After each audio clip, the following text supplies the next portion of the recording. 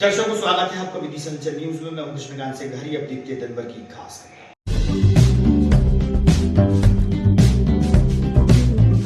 मुख्यमंत्री मोहन यादव, पंचायत एवं ग्रामीण विकास मंत्री प्रहलाद पटेल पहुंचे उदयपुर के नीलकंठेश्वर महादेव, पूजा अर्चना में हुए शामिल।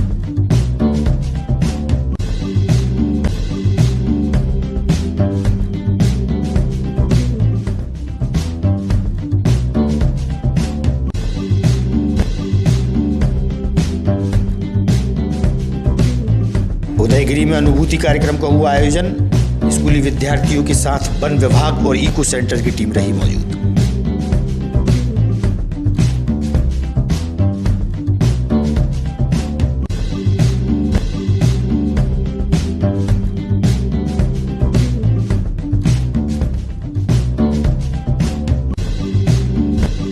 जिला कांग्रेस कमेटी द्वारा निजी गार्डन में रखी गई प्रेस वार्ता। पूर्व सांसद सहित कांग्रेसी रहे मौजूद।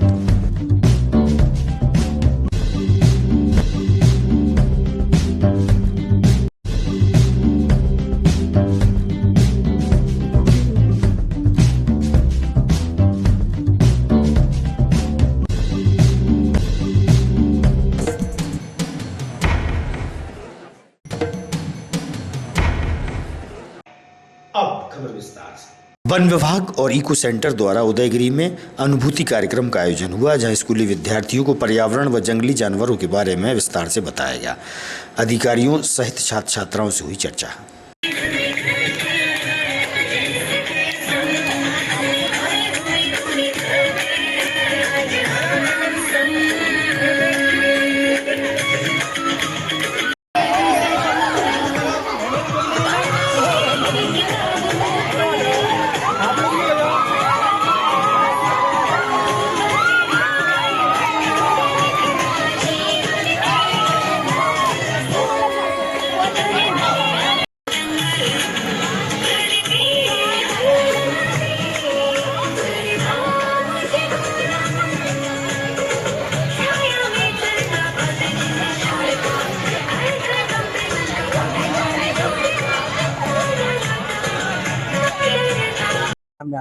मेरा नाम अर्पिता मिश्रा है। मैं PMC MLB की छात्रा हूँ और यहाँ अनुभूति कार्यक्रम हो रहा था। यहाँ पे हमें वन्य जीव प्राणी के बारे में बताया और तरह तरह के पौधों के बारे में बताया, उनका क्या महत्व होता है उसके बारे में बताया। सब विषय के बारे में अच्छे से जानकारी बताई है हमें यहाँ पे। मेरा नाम वंदना अहिरवार है और मैं 11th क्लास की स्टूडेंट हूँ। यहाँ पे हमने आगे PM राइस से यहाँ पे आके हमने वृक्षों के बारे में बहुत कुछ देखा और बहुत कुछ सीखा। सर ने हमें अच्छे नॉलेज दिए, बरगद के पेड़ के उपयोग बताए, हमें हर चीजों का नॉलेज दिया। यहाँ पे हमें आके बहुत ही ज्यादा अच्छा लगा, बहुत ही अच्छा महसूस हुआ। लास्ट में हमें कुछ सॉन्ग बताए जिनका हमने बहुत ही अच्छे से आनंद उठाया। Thank you. जो अपना उदयगिरी के पास जो सेंटर है का यहाँ पर आयोजन है, तो क्या अपन समाज को या स्टूडेंटों को, छात्राओं को संदेश देना चाहते हैं? मध्य प्रदेश फॉरेस्ट डिपार्टमेंट और मध्य प्रदेश इको पर्यटन बोर्ड के सौजन्य से अनुभूति का कार्यक्रम आयोजित किया जाता है।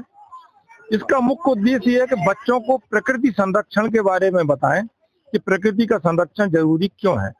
बहुत सारी चीजें हमारे उपयोग की बढ़ती जा रही हैं और हम अपनी आवश्यकताओं के पूर्ति के लिए दिन प्रतिदिन वनों का विनाश और प्रकृति से छेड़छाड़ करते हुए उसको नष्ट कर रहे हैं। तो हमारा उद्देश्य यही था इन लोगों को ये समझाना कि हम एक तो अपनी दैनिक आवश्यकताएं कम करें। जब हम अपनी आवश्यकताएं कम करेंगे, निश्चित रूप से प्रकृति का संरक्षण होगा और प्रकृति के संरक्षण में अपना योगदान दें। ये मुख्य उद्देश्य था। तो बच्चों को जंगल में भी घुमाया, बहुत सारे पेड़ पौधों की जानकारी दी कि इनसे हमको क्या फायदा है। देखे सबने हैं, बहुत सारे लोगों ने देखे, लेकिन ये नहीं पता रहता ये हमको देते क्या क्या है। सबको पता है ऑक्सीजन देते हैं, किस पेड़ से पलाश है, उससे हमको क्या क्या चीजें मिलती हैं। रोजमर्रा की चीजें हमारी सब इन्हीं से प्राप्त होती हैं। कुछ समय बाद ये सब खत्म हो जाएंगे। जैसे अभी पहले बताया था कि आज से 40 साल पहले यहाँ 40% विदिशा जिले में जंगल था और 40 साल में जंगल का परसेंटेज 15 बचा है, मतलब 25% जंगल कम हो गया।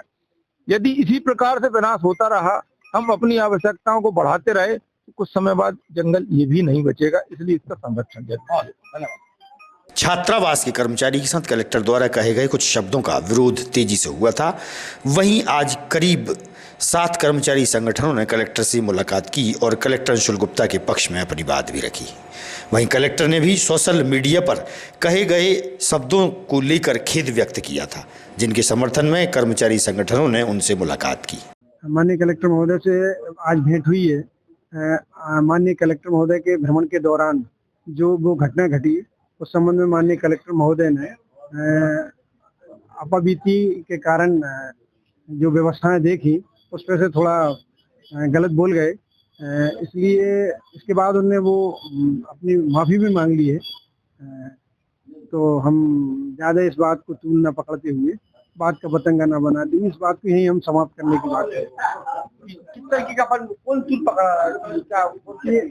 कुछ अन्य संगठन या आदिम जाति कल्याण विभाग के कुछ कर्मचारी ने गत दिनों ज्ञापन दिया है, उस मुद्दे को दूर पकड़ाना चाहते हैं। लगभग कितने कर्मचारी संगठन के लोगों ने ज्ञापन दिया? यहाँ अभी 7-8 कर्मचारी संगठन के लोगों ने मिलकर हमने ज्ञापन दिया है माननीय कलेक्टर महोदय। नाम है आपका? मैं राजेश दीक्षित, राज्य शिक्षक संघ के जिलाध्यक्ष हूँ।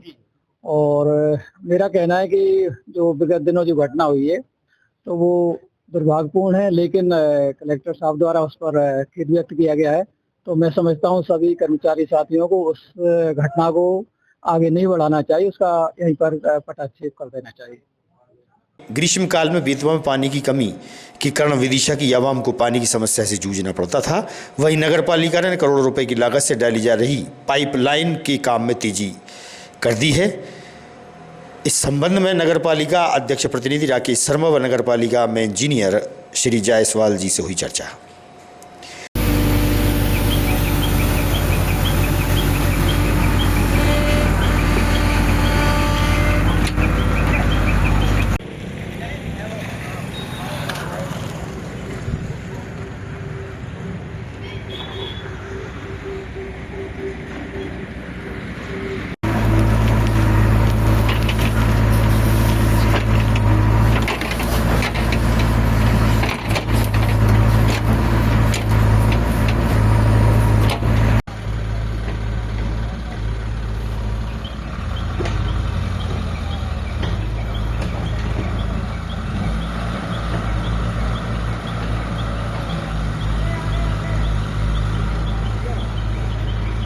मैं राम प्रकाश जायसवाल, उपयंत्री नगर पालिका परिषद विदिशा। सर, ये जो गर्मी के मौसम में बेतवा नदी सूख जाती है, उसके लिए हलाली डैम के लिए हलाली से अपन जो पानी की व्यवस्था कर रहे हो, उसमें क्या दिक्कत आ रही है, कहाँ दिक्कत आ रही है, कितनी लंबी लाइन डल रही है? अमृत योजना के अंतर्गत ये लाइन डल रही है।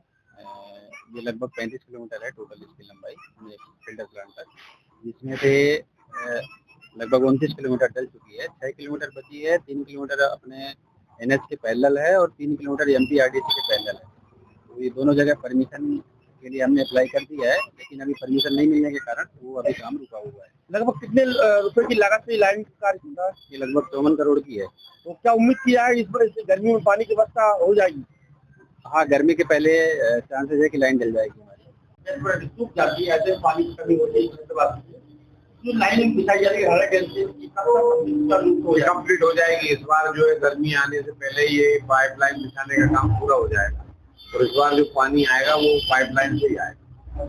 जिला कांग्रेस कमेटी द्वारा निजी गार्डन में पत्रकार वार्ता का आयोजन किया गया। केंद्र सरकार द्वारा मनरेगा योजना का नाम बदलकर जी राम जी योजना का विरोध किया गया। वहीं इंदौर की घटना को लेकर भी पत्रकार वार्ता में अपनी बात रखी गई। इस मौके पर पूर्व सांसद प्रताप भानु शर्मा, जिलाध्यक्ष मोहित रघुवंशी, पूर्व जिलाध्यक्ष अमल सलाहकारी रवि साहू, प्रवक्ता अरुण अवस्थी सहित कांग्रेसी मौजूद थे। उसका क्या है, मैंने कल अपने पीने के पानी जो आ रहा है नल में उसको चेक किया था, उसकी हार्डनेस 285 आई, 285, जबकि अच्छे पीने के पानी का हार्डनेस 100 के आसपास होना चाहिए। 90, 100, 110, 150 अधिकतम। विदिशा के लोग 185 TDS का पानी यहाँ के वाटर सप्लाई से मिल रहा है। ये एक बड़ी, और प्रदूषित कितना हो रहा होगा ये तो आप लोग भी जाके देखो। हम लोग इसको अभियान के रूप में भी लेंगे आगे। जिन्हें हम कहते हैं प्लास्टिक, PVC और जो प्लास्टिक के पॉलीयूरेथेन, ये सब चीजें का रॉ मटेरियल बनने का उद्योग। मैंने पेट्रोलियम प्रोडक्ट की डाउनलाइन प्लास्टिक की जो बड़ौदा में है, ऐसे उद्योग हमारे बीना में आना थे। इसमें भी उद्योग स्थापित होते कोरबाई में, कोई ध्यान नहीं। वो खुल गया, 10 मिलियन टन का कारखाना है, रिफाइनरी बस 10-11 मिलियन टन का ही है, उसमें आधी कैपेसिटी पे चल रहा है, उसे रॉ मटेरियल ही नहीं मिल रहा है। हमारा कहना है कि हमारी पुरानी सड़कें लौटा दो जो हमने रिकॉन्डो से बनाई थी, नल जल योजना को ठीक कर दो, बैतवा का प्रदूषण खत्म कर दो, और विदिशा में कम से कम 2-4 ऐसे बड़े उद्योग लगा दो आप, खुद का उद्योग लगाने की बजाय, जिसमें लोगों को रोजगार मिल सके। एक बड़ी रोजगार, देखो स्टेशन पर लोग 4-5 हजार लोग अप डाउन करते हैं, 3-4 ट्रेन अटेंड कर लो आप सुबह की। भोपाल में खोल दो आप। स्वर्गीय डॉक्टर एम एस राजपूत की 2वीं पुण्यतिथि के अवसर पर श्री शंकर हॉस्पिटल में हृदय रोगियों के लिए निःशुल्क शिविर का आयोजन हुआ। रोगी चिकित्सक मौजूद थे। आप क्या कहोगे? हमारे विदिशा शहर के जाने माने डॉक्टर स्वर्गीय MS राजपूत सर की 2वीं पुण्यतिथि पर हमारे यहाँ Shri Shankar super speciality hospital में 11 बजे से 2 बजे तक एक कैंप का आयोजन किया जा रहा है। जो कैंप हृदय निवारण कैंप होगा, जिसमें भोपाल की सुप्रसिद्ध doctor Priyanka Singh DM cardiologist उपलब्ध रहेंगे, जिसमें हमारे अस्पताल पर वजन, BP, शुगर और ECG कुछ ऐसी सुविधाएं जो पूर्णतः निःशुल्क रहेंगी। मैं आप सभी से निवेदन करती हूँ कि अधिक से अधिक संख्या में पधार कैंप का लाभ अवश्य। ग्राम सांकलखेड़ा में 25 लाख रुपए की लागत से सामुदायिक भवन के निर्माण हेतु भूमि पूजन किया गया। इस अवसर पर शमशाबाद विधायक सूर्य प्रकाश मीणा, जनपद अध्यक्ष वीर सिंह रघुवंशी, सांकलखेड़ा के सरपंच प्रतिनिधि गणेश राम अहिरवार सहित कई सरपंच और बड़ी संख्या में ग्रामीण मौजूद रहे। बहुत उन्होंने रोक लगाई और उन्होंने कहा यदि आपने परमाणु बम का विस्फोट किया तो हम आर्थिक प्रतिबंध लगाएंगे। धन्यवाद। और इस बात के लिए क्षमा भी मांगना चाह रहा हूँ। कई बार आप कार्यक्रम के लिए गए और हमारे नेता बहुत सारे साथ में गए, बहुत उनका इस नेता के नहीं सांकलखेड़ा में आप कार्यक्रम कर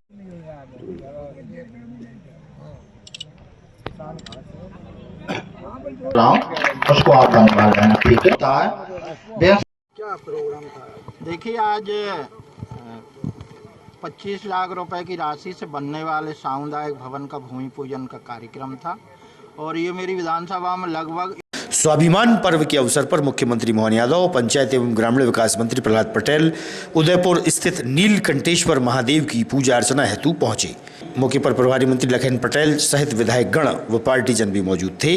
वहीं मुख्यमंत्री मोहन यादव ने डमरू बजाते हुए भगवान शंकर के जयकारे लगाए। जिला प्रशासन के वरिष्ठ अधिकारी व पुलिस महकमा भी मौजूद रहा।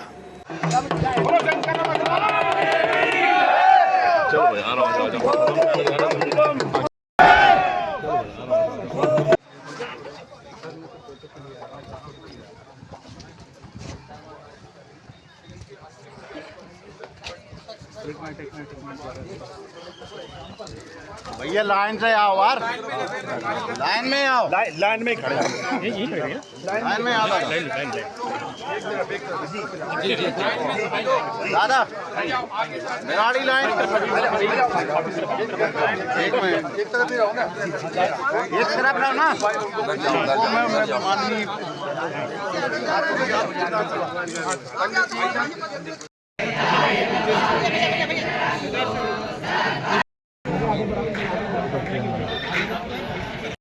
प्रवर्तते उत्तिष्ठनकादूला कर्तव्यं दैवमार्विकम् उत्तिष्ठ उत्तिष्ठ गोविन्द उत्तिष्ठ गरुडध्वजा उत्तिष्ठ कमलाकान्ता त्रैलोक्यं मङ्गलं कुरु।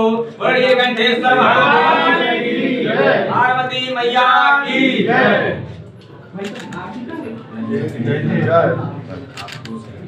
अहंकरिष्ये सदाशिवार्पणमस्तु सदाशिवार्पणमस्तु। बोलिए शंकर भगवान की जय।